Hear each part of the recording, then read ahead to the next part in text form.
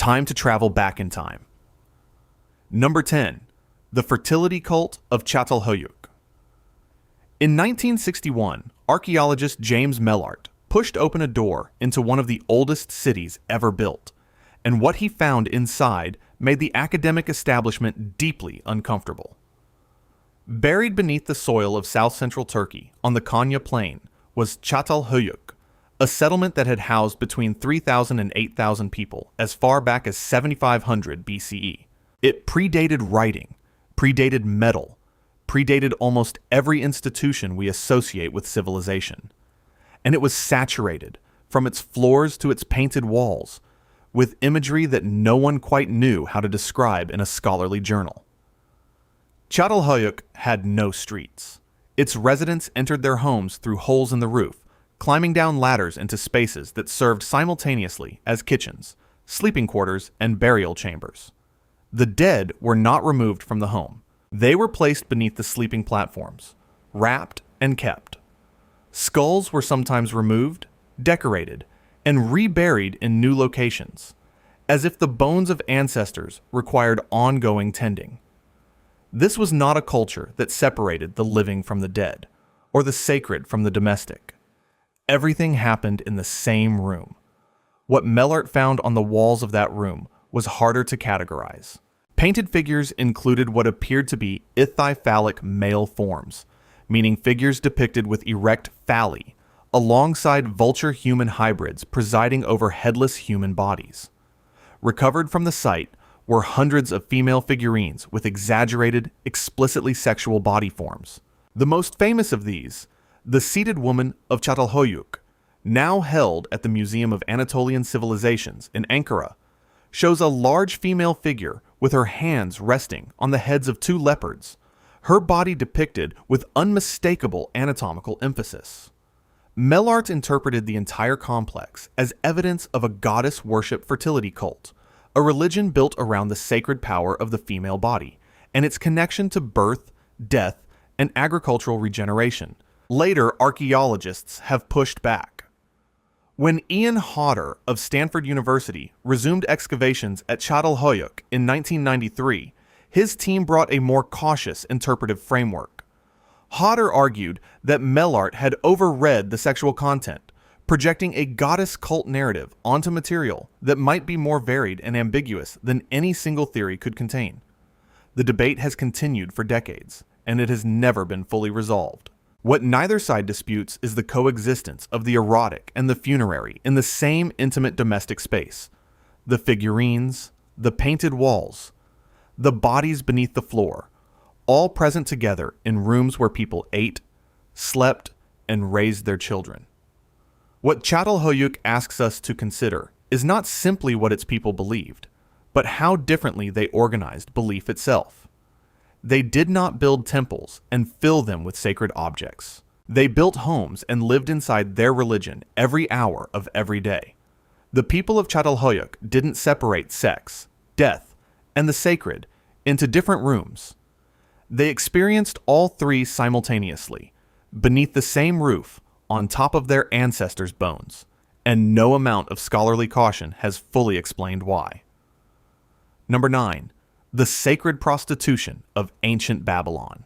In approximately 440 BCE, the Greek historian Herodotus wrote something so inflammatory that scholars have spent the following 2.5 millennia arguing about whether he could possibly have been telling the truth. In Book 1, Chapter 199 of his Histories, Herodotus described a custom he claimed to have personally witnessed at the Great Temple of Ishtar in Babylon, located in what is now modern-day Iraq. Every woman born in Babylon, he wrote, regardless of her social class or personal circumstance, was required at least once in her lifetime to go to the temple precinct, sit among strangers, and wait. The ritual Herodotus described operated according to specific rules. Women arrived at the temple wearing a cord around their heads and sat in long rows in the sacred enclosure.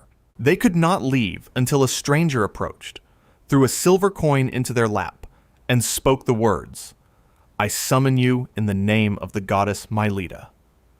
The coin, however small, could not be refused. It was sacred. The woman was then required to follow the stranger outside the temple precinct and fulfill what Herodotus described as her religious obligation to Ishtar, the goddess of love, war, and fertility. Beautiful women completed this quickly. Others, he noted with uncomfortable specificity, waited 3 or 4 years. The problem is that we cannot simply dismiss Herodotus, and we cannot simply believe him. Cuneiform tablets recovered from Mesopotamian sites do reference categories of female temple personnel, women designated by titles including Naditu, Kadistu, and Harimtu, whose roles within the temple economy were clearly significant and clearly distinct from ordinary civilians. What those roles actually involved, and whether they included ritual sexual activity, is where the academic community fractures.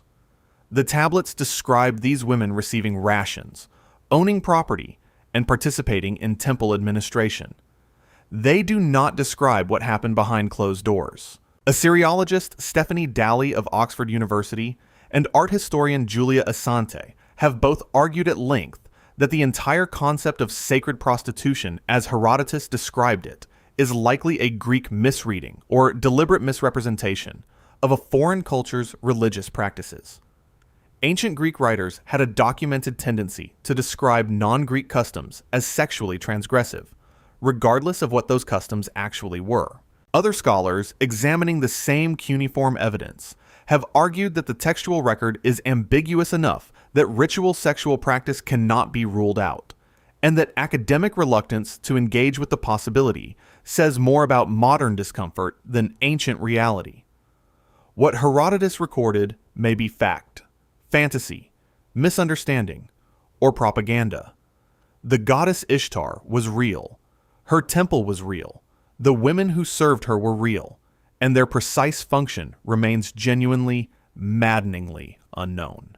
Was Herodotus reporting a genuine ritual that made the ancient world profoundly uncomfortable? Or did he invent the story that every subsequent civilization wanted to believe was true? Number 8. The phallic monuments of the Stone Age. In 2005, Professor Nicholas Conard of the University of Tübingen was leading excavations at Hohle Fels Cave in the Swabian Jura region of Germany, when his team recovered a fragment of polished siltstone, unlike anything previously documented. Reassembled from fragments found in the same stratigraphic layer, the object measured approximately 20 centimeters in length. Its shape required no scholarly interpretation. It was unmistakably, deliberately, carefully carved into the form of an erect phallus, and it was approximately 28,000 years old. At the time of its creation, the people of the Swabian Jura were not farmers. They had no pottery, no writing, no permanent settlements. They were Aurignacian hunter-gatherers living in Ice Age Europe, and they were spending hours of their limited, dangerous lives polishing a piece of stone into this particular form. The Hohle Fels phallus was not found alone.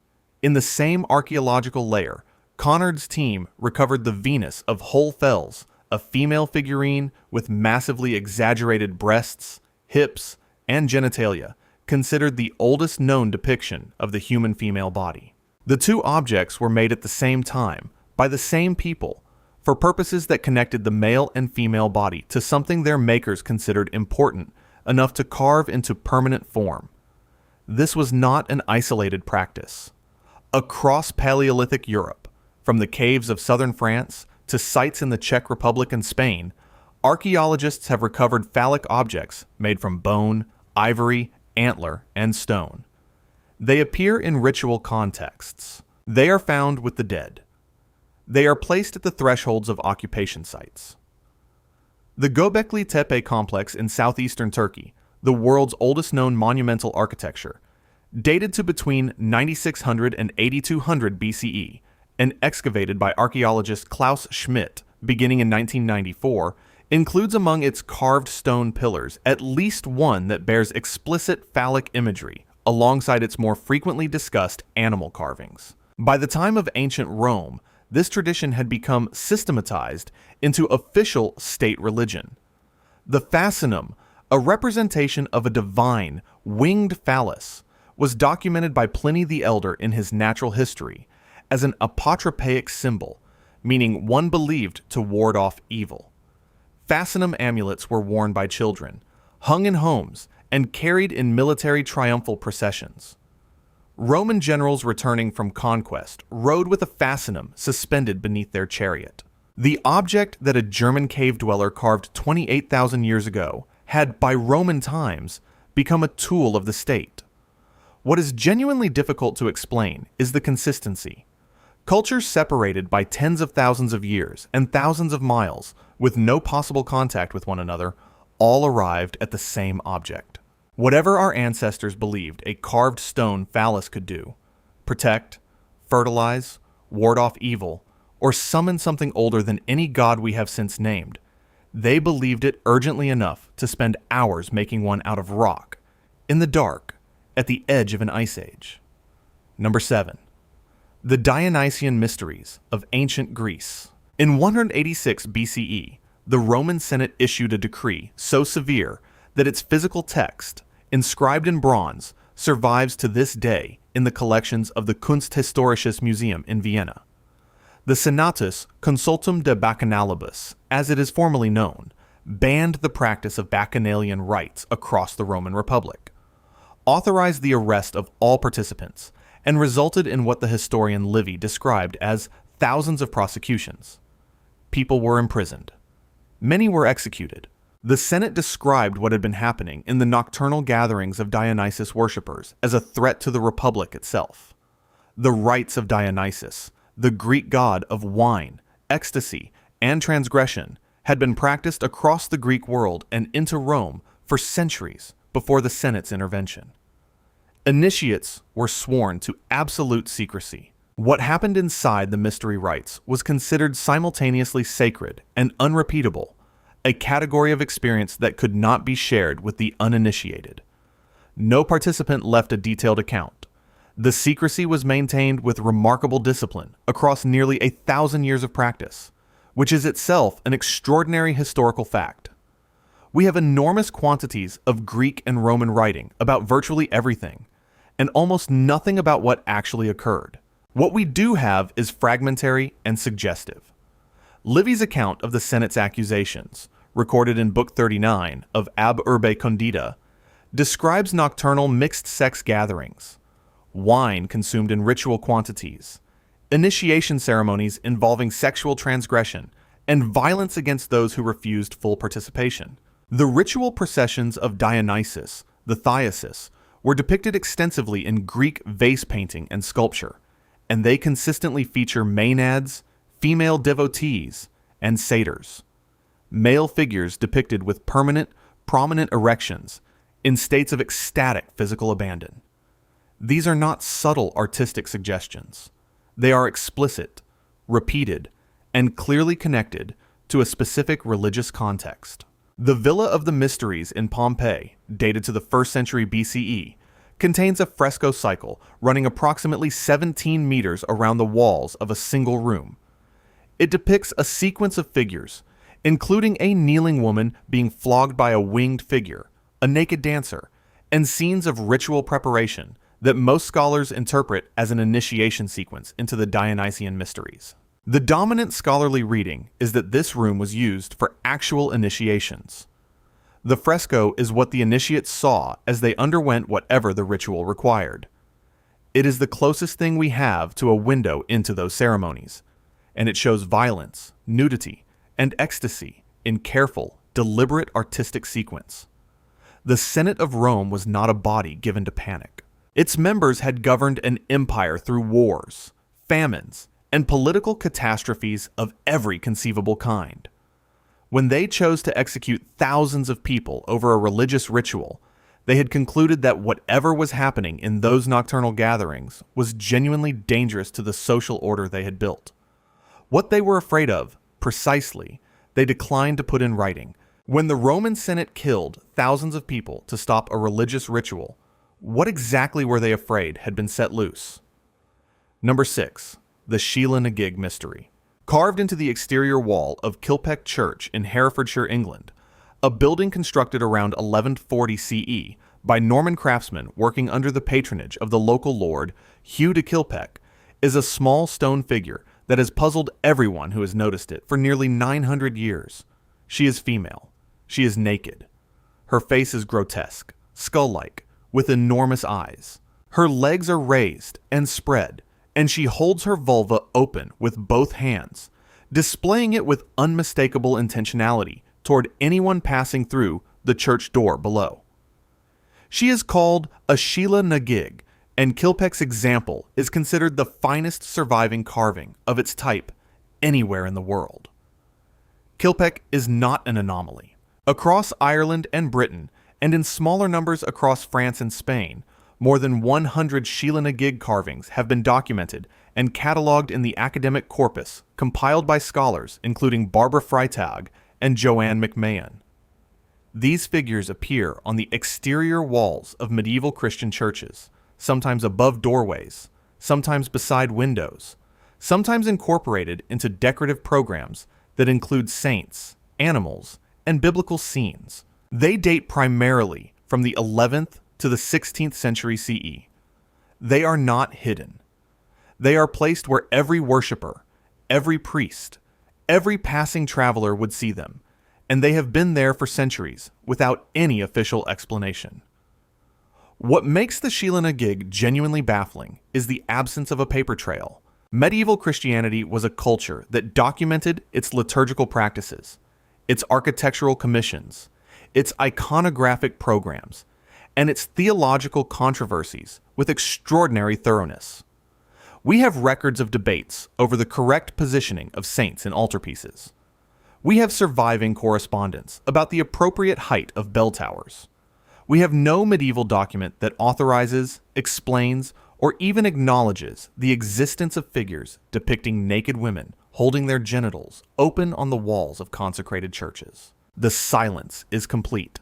Scholars have proposed a range of interpretations. Some argue that the figures are apotropaic, meaning they were believed to ward off evil spirits through a gesture of sexual display that was understood in pre-Christian traditions as having protective power. Others suggest they are survivals of a pre-Christian goddess cult that the church absorbed without fully understanding. A third school of thought proposes they were moral warnings against the sin of lust, cautionary images placed at church entrances to remind worshippers of the flesh's dangers. A fourth suggests they are connected to beliefs about birth, with the displayed vulva functioning as a symbol of passage between the world of the living and the sacred interior of the church. None of these explanations is entirely convincing, and none commands universal scholarly agreement. What they share is the need to explain why the church, an institution that in this same period was producing elaborate theological arguments about the sinfulness of the female body, permitted naked women to watch over its doorways for 5 centuries without comment. For 900 years, a figure displaying her genitals has stood guard at the entrance of a Christian church in Herefordshire, and the church has never felt compelled to explain why she is there. Number 5. The Hieros Gamos, Sacred Marriage of the Gods. Sometime around 2100 BCE, in the city of Nippur, in what is now southern Iraq, a scribe pressed a reed stylus into a wet clay tablet and recorded something that would not be fully translated into a modern language until Samuel Noah Kramer of the University of Pennsylvania read it in the 1940s. Kramer, one of the 20th century's foremost scholars of ancient Mesopotamia, described what he found as the world's first love poetry. The text was explicit. It was written in the first person, and it described, in language that left little to the imagination, the anticipation of a sexual encounter between a goddess and a king. The ritual described in these cuneiform tablets is known to scholars as the Hieros Gamos, a Greek phrase meaning sacred marriage. In the theology of ancient Sumer, during the 3rd dynasty of Ur and the subsequent Isin-Larsa period, the fertility of the land, the abundance of the harvest, and the health of the flocks were understood to depend on a ritual union between the god Dumuzi and the goddess Inanna. Since the gods were not physically present, the ritual required a human actor. The king of Sumer served as the embodiment of Dumuzi, A priestess of Inanna's temple served as the goddess. According to the texts, they came together in a ceremony that renewed the fertility of the entire world for another year. The Idendagen sacred marriage hymn, one of the primary texts of this tradition, describes the preparation of a sacred bed, the arrival of the king, and the union that follows in language so direct that Kramer and his colleague Thorkild Jacobsen of Harvard University spent considerable time discussing how to translate certain passages for an academic audience. The texts are written from Inanna's perspective. They describe physical pleasure with specificity. They were copied by scribes, preserved in temple libraries, and read aloud as part of state religious ceremony for at least 300 years. The central unresolved question, the one that has divided Mesopotamian scholars for 80 years, is whether any of this was physically enacted. Did the king of Sumer actually have ritual intercourse with a temple priestess as a matter of state religious practice? Or were the texts liturgical poetry, recited in ceremony but never enacted in body? The evidence is genuinely ambiguous. Archaeologists working at Sumerian temple complexes have identified platforms and structures that have been interpreted by some researchers as ritual beds, physical spaces prepared for a ceremony of some kind. Other scholars argue these are simply elevated daises used for the display of cult statues. The tablets describe the act. The beds may exist. What happened on them is a question archaeology has not answered. When a civilization leaves behind both the poetry describing a god and a king having sex, written in the first person and preserved with care in state archives, and the physical spaces that some archaeologists believe were prepared for that ceremony, the question of what actually occurred is not merely academic. It is a question about the most intimate relationship between power, fertility, and the sacred that human beings have ever formally organized. At what point does archaeology have an obligation to say plainly what it is looking at? Number 4. The Tlatelolco figurines and Mesoamerican sex magic. In the early 1940s, workers at a brickyard on the outskirts of what is now Mexico City began unearthing small ceramic objects from the soil they were excavating. They brought them to the attention of archaeologist Miguel Covarrubias, who recognized immediately that they were coming from an undisturbed pre-Columbian burial site of considerable age. Over subsequent excavations led by Covarrubias and later teams from Mexico's Instituto Nacional de Antropología y Historia, the site of Tlatelolco yielded hundreds of burials dating to approximately 1200 to 600 BCE, each accompanied by ceramic objects placed deliberately with the dead. Among those objects were female figurines of a type that made their way into academic reports with careful, measured descriptions, and then largely disappeared from public-facing discussion. The people of Tlatelolco were a pre-Aztec culture inhabiting the Valley of Mexico during what archaeologists call the early formative period. They had no writing. They left no myths. What they left was a material record, objects placed with the dead in a pattern deliberate enough to constitute theology. The female figurines recovered from Tlatelolco burials have exaggerated hips and clearly rendered genitalia. They are accompanied in the burial record by two-headed figures and contorted forms that suggest altered states or ritual transformation. The objects were not decorative. They were funerary. Someone decided that these were the correct things to send with a person into whatever came next.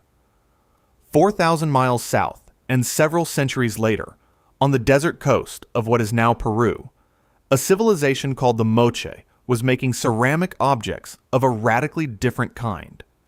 Between approximately 100 and 800 CE, Moche potters produced what scholars now call huaco retratos, portrait vessels that depicted the human body with extraordinary anatomical accuracy.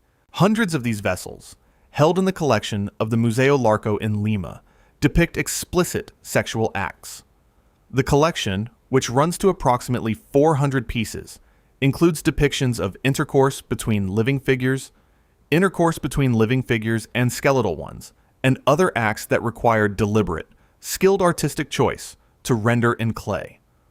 Crucially, these objects were recovered from funerary contexts. They were placed with the dead, as grave goods, by a culture that clearly considered their content ritually significant. Scholar Rebecca Stone of Emory University, writing in her 2011 book, The Jaguar Within, has argued that the moche erotic ceramics are not pornographic but cosmological.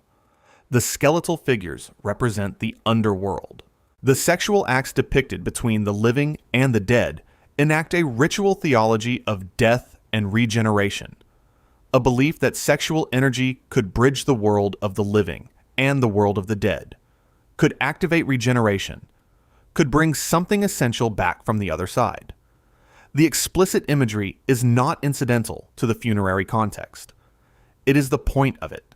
Two civilizations that never encountered each other, separated by thousands of miles of ocean and mountain and jungle, both decided that the most important things to send with their dead were images of sex. Whatever they believed those images could do in the dark of a burial chamber. The consistency of that belief across cultures with no contact is one of the most genuinely puzzling patterns in the archaeological record of the ancient Americas. Number 3. The Great Basin's ritual, sexual rock art. In 1994, archaeologist David Whitley of Western Cultural Resource Management was conducting systematic fieldwork at rock art sites across the desert landscape of Nevada and California when he arrived at a conclusion that the field of Great Basin archaeology had been carefully sidestepping for decades. The explicit sexual imagery present at hundreds of sites across the region was not graffiti, was not incidental, and was not the result of adolescent mischief. It was the product of a specific, documented shamanic ritual practice, and it had been left out of the mainstream public record of Great Basin prehistory, with a consistency that itself required explanation. Lovelock Cave, situated in Churchill County, Nevada, was first formally excavated in 1912 by teams from the University of California, and again in 1924 by L.L. Loud and M.R. Harrington, whose findings were published in Volume 25 of the University of California Publications in American Archaeology and Ethnology in 1929. The cave had been used by the people archaeologists call the Lovelock culture, ancestors of the modern northern Paiute, from approximately 2500 BCE to around 1000 CE. Among its approximately 10,000 recovered artifacts were the oldest known duck decoys in North America, woven baskets of extraordinary technical quality, and an assortment of objects whose ritual context the original excavation notes recorded with more candor than most of what subsequently appeared in museum display cases. Whitley's broader research, published in his 2000 book, The Art of the Shaman, from the University of Utah Press, documented explicit sexual imagery at hundreds of Great Basin rock art sites across Nevada and California. The imagery is specific and consistent. Depictions of ritual sexual acts, anthropomorphic figures in clearly sexual postures, and visual symbols connecting sexual energy to the shamanic vision quest. Ethnographer Willard Park of the University of Nevada had documented in the 1930s that Great Basin shamanic practice involved the ritual pursuit of altered states through which shamans access the spirit world, and that sexual energy was understood within this framework as a source of spiritual power that could be directed, accumulated, and deployed for healing or harm. The rock art is the visual record of that belief, left at the sites where the rituals occurred. The gap between what the academic ethnographic record documents and what reaches the public through museum displays and mainstream archaeological narrative is, in the case of Great Basin rock art, unusually and conspicuously wide. The sexual content of specific sites is recorded in Whitley's published academic work. It is documented in Park's ethnographic notes. It is present on the canyon walls of Nevada for anyone who visits those sites. What it is not, with a few notable exceptions, is foregrounded in the interpretive panels that explain Great Basin prehistory to visitors at museums and heritage sites. The choice of what to include in a public-facing narrative is always a choice, and the consistent omission of this material from public archaeology constitutes its own kind of evidence. If the academic record documents it, and the rock art shows it in clear visual language on canyon walls that have been standing for 2,000 years, what exactly is the archaeology refusing to tell the public about what happened in those desert spaces? And why has the refusal been so consistent for so long? Number 2. The sexual mysticism of the Indus Valley civilization. At the peak of its development, around 2500 BCE, the Indus Valley civilization was the largest urban culture on Earth. Its cities, including Mohenjo-Daro and Harappa in what is now Pakistan, were home to a population that some estimates place as high as several million people, spread across a geographic area larger than ancient Egypt and Mesopotamia combined. Its people had standardized weights and measures, sophisticated sewage systems, and a written script of approximately 400 signs that has never been deciphered. Not one word of their language has been read by a modern scholar. When archaeologist Sir John Marshall of the Archaeological Survey of India began excavating Mohenjo-Daro in the 1920s and published his findings in the 1931 volume Mohenjo-Daro and the Indus Civilization, he was confronted immediately with a category of objects that his interpretive framework struggled to accommodate. Marshall found, in ritual contexts across the site, objects he identified as lingam and yoni stones, that is, representations of the male phallus and female vulva carved in stone and placed in what appeared to be shrines. He interpreted these as evidence that the Indus Valley people practiced a form of Proto-Shaivite religion, a precursor to the Hindu worship of Shiva, whose symbol is the lingam. He also recovered the Pashupati seal, a small soapstone seal dated to approximately 2500 to 2400 BCE, depicting a horned, three-faced figure seated in what Marshall described as a proto-yogic posture, surrounded by animals. Marshall noted, in language calibrated carefully for his academic audience, that the figure appeared ithyphallic, meaning depicted with an erect phallus, and connected this to later Hindu iconography of Shiva in his form as Pashupati, Lord of Animals. The problem is that Marshall's interpretive framework has itself become contested, not because his observations were wrong, but because the categories he used to organize them belong to a later religious tradition that may have nothing to do with what the Indus people actually believed.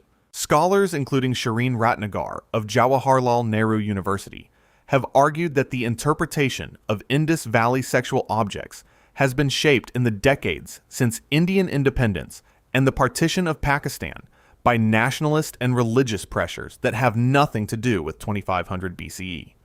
Pakistani archaeology has tended to distance the Indus civilization from Hindu religious symbolism. Indian archaeology has at times overclaimed the connection. Neither political context is hospitable to a frank discussion of what the objects actually look like and where they were found.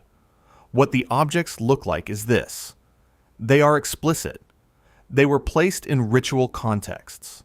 They are consistent across multiple major sites, spanning a civilization that lasted 2,000 years. The Pashupati seal figure's posture and physical state were described plainly by Marshall, and have been noted more cautiously by subsequent scholars. The lingam and yoni identifications, contested as they are in their specific cultural attribution, describe objects whose physical form is not genuinely ambiguous.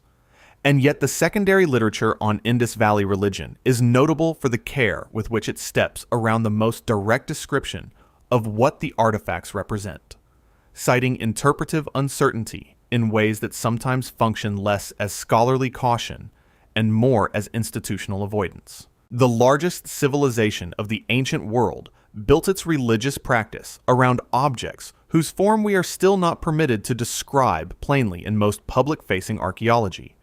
And the reason we are not permitted to describe them plainly is not the limits of the evidence. It is the weight of modern politics pressing down on ancient stone, bending the record of a vanished people to the requirements of nations that did not exist when those people were alive, in order to avoid a conversation about sacred sexuality that the objects themselves have been trying to start for 4,000 years.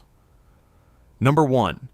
The Hal Saflieni Hypogeum and the Oracle of Bones. Sometime in 1902, Workers excavating a cistern beneath a residential street in Paola, Malta, broke through the ceiling of a room that had been sealed for approximately 4,000 years. They did not immediately report what they had found. For several years, construction continued in the area, and an unknown quantity of material was removed and lost before the site was formally brought to the attention of archaeologist Themistocles Zamet, who began systematic excavation in 1903. What Zamet found beneath that street was unlike anything archaeology had encountered before, and in certain fundamental respects, it remains unlike anything discovered since. The Hal Saflieni Hypogeum is a 3-level underground complex carved entirely by hand into solid coralline limestone. Its builders used stone tools, antler picks, and an understanding of acoustics, space, and ritual purpose that took them approximately 1,000 years to fully express. Dated by radiocarbon analysis to between 3600 and 2500 BCE, it predates Stonehenge and the pyramids of Giza. It is older than the wheel in most of the world. Its chambers were not tombs in any straightforward sense, though they held the dead. Zamet's excavations recovered the remains of approximately 7,000 individuals from within its rooms, processed, arranged, and distributed across its levels in patterns that suggest an ongoing ritual relationship with human remains rather than simple interment. Bones were separated. Skulls were grouped. Bodies were not simply placed and left. Something was being done with them, repeatedly, over centuries. The most extraordinary room in the Hypogeum is a small, undecorated chamber known as the Oracle Room. In 2014, researcher Paolo De Bertolis of the University of Trieste and his colleague Niccolo Visconti published acoustic measurements of this chamber that documented something the site's visitors had been reporting anecdotally for decades. When a male voice speaks within the Oracle Room at a frequency of approximately 110 Hz, the resonance generated does not remain within the chamber. It propagates through the limestone of the entire complex, causing the walls, floors, and ceilings of multiple connected rooms to vibrate simultaneously.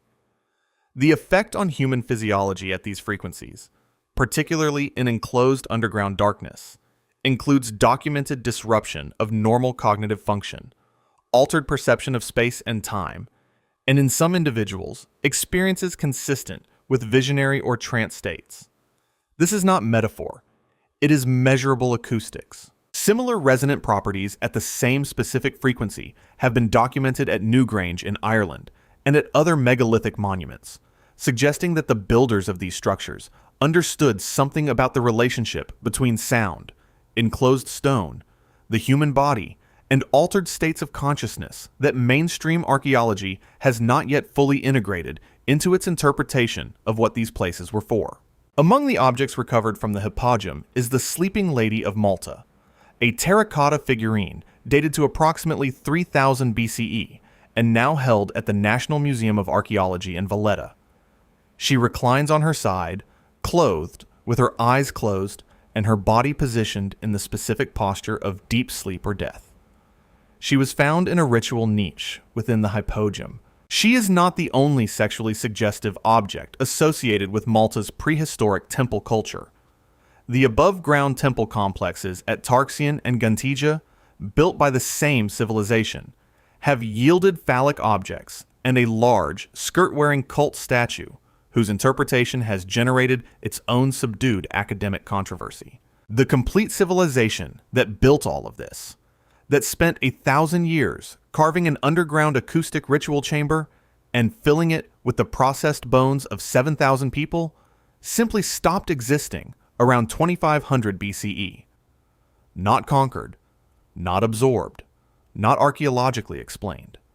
They were there, building monuments of astonishing sophistication, and then they were gone. What the Hypogeum was for, in its fullest ritual sense, is a question that the published record answers only partially, and, in several crucial respects, evasively. The acoustic engineering is real and documented. The human remains are real and documented. The objects associated with female bodies and male sexual form are real and documented. What those elements combined into. What ritual was enacted in underground darkness by people speaking at a frequency that made stone walls resonate through human bones, in a chamber surrounded by the arranged dead over the course of 1,000 years, is a question that requires all of those elements to be held together at once.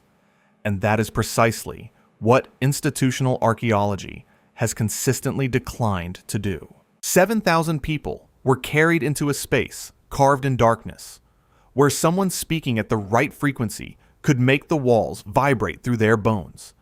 And whatever happened in that resonating dark was important enough that an entire civilization spent a millennium building the room for it, and then vanished before they could tell us what it was. If you want to see more videos like this, click the video on screen now and make sure to subscribe.